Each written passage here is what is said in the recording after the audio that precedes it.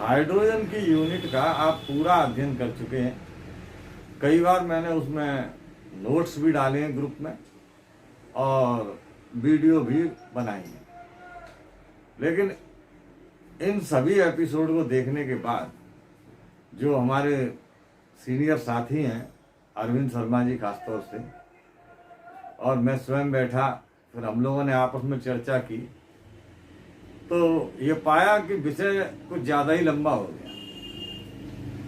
तो एक ऐसा एपिसोड भी आवश्यक है जिसके द्वारा इन सब चीज़ों को कंक्लूड कर लिया जाए और इन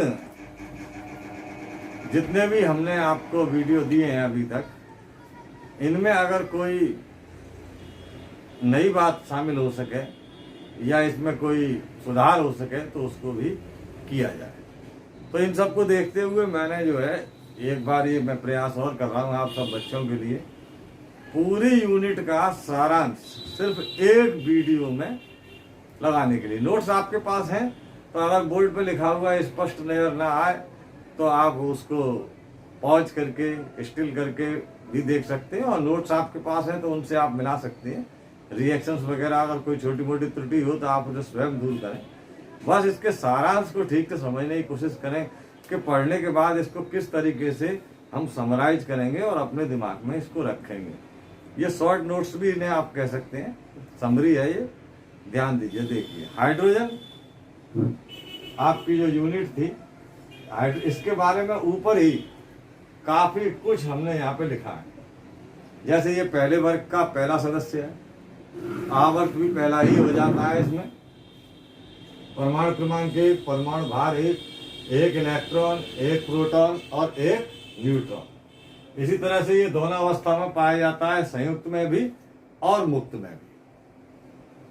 समानता इसकी पहले समूह से भी होती है और 17वें समूह से भी होती है। इसीलिए आवर्त सारणी में इसकी स्थिति के संबंध में विवाद है। इसके 3 समस्थानिक हैं, प्रोटियम, ड्यूटेरियम और ट्राइटियम। सूत्र भी लिखे हैं मैंने। अंतर क्या है? सभी में एक प्रोटॉन और एक इलेक्ट्रॉन होता है। अंतर क्या हो जाता है कि पहला वाला जो है प्रोटियम, इसमें न्यूट्रॉन कोई नहीं होता, दूसरे वाले में एक न्यूट्रॉन होता है और तीसरे ट्राइटियम में 2 न्यूट्रॉन होते हैं। समस्थानिक की बात हमने कर ली। इसके बाद प्रयोगशाला विधि Zn + H2SO4, ZnSO4 + H2, ये आपको वहां पे हमने पूरे विस्तार से बताई थी। इसका चित्र भी आपके साथ लगाया था। अब बात आती है किस तरह की इसकी फिजिकल प्रॉपर्टी है हाइड्रोजन की। तो रंगीन है, गंधहीन है, स्वादहीन है।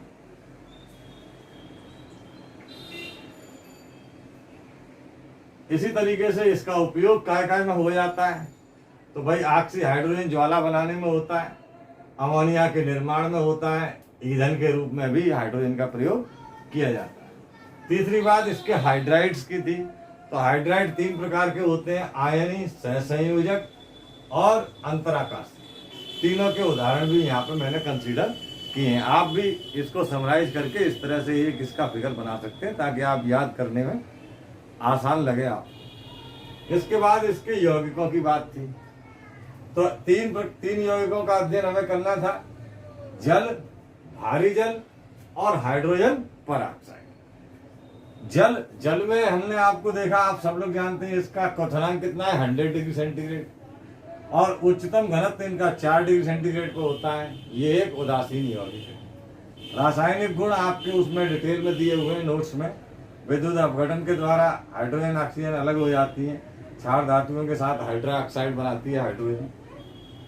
जल और मृदु जल और कठोर जल के रूप में जल के 2 हिस्से होते हैं। मृदु जल और कठोर जल में अंतर क्या है? साबुन के साथ झाग देने वाला मृदु जल, नहीं देने वाला कठोर जल। कठोरता के कारण क्या क्या होते हैं कि कैल्शियम और मैग्नीशियम के बाइकार्बोनेट, सल्फेट और क्लोराइड द्रवण। यहाँ पे ध्यान दें कि जो नोट्स हमने दिए हैं उन नोट्स में हम नाइट्रेट और लिख गए हैं, जो कि गलत है। तो आप नाइट्रेट, मैंने यहाँ पे नाइट्रेट लिख के काट दिया है इसीलिए कि आप अपने उन नोट्स में भी सुधार कर लें। अस्थायी कठोरता और स्थायी कठोरता। कठोरता 2 प्रकार की होती है, अस्थायी कठोरता जो होती है वो बाइकार्बोनेट लवण के कारण होती है, और स्थायी कठोरता जो होती है वो सल्फेट और क्लोराइड लवण के कारण होती है। इनको दूर कैसे किया जा सकता है? तो अस्थायी कठोरता को तो केवल उबालने से दूर हो जाता है।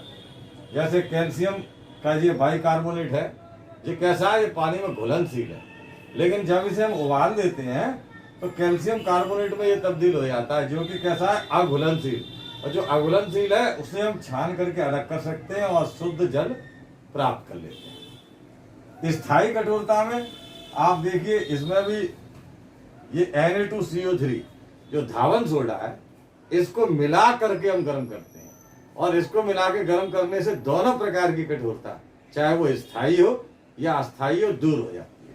तरीका वही है कि जब गर्म करते हैं तो ये विलेय लवण अविलेय में बदल जाता है, और उसे हम छान करके अलग कर लेते हैं। दूसरा हमारा है भारी जल। भारी जल, इसकी खोज 1932 में यूरे और बासबर्न ने की। विरचन क्या है इसका? प्रभाजी आसवन विधि द्वारा बनाया जा सकता है, रासायनिक विनिमय विधि द्वारा बनाया जा सकता है, ड्यूटीरियम से भी बनाया जा सकता है। क्वथनांक इसका साधारण जल से थोड़ा ऊपर होता है, 101.4 डिग्री सेंटीग्रेड, और गलनांक 3.8 डिग्री सेंटीग्रेड। उपयोग क्या है इसके? सबसे बड़ा उपयोग तो यही है कि नाभिकीय रिएक्टर में मंदक के रूप में काम आता है। भारी हाइड्रोजन यौगिकों के निर्माण में भी प्रयोग किया जाता है। इसके बाद जो तीसरा है हमारा, वो है हाइड्रोजन परऑक्साइड, H2O2। इसको 1818 में थीनार्ड ने खोजा था।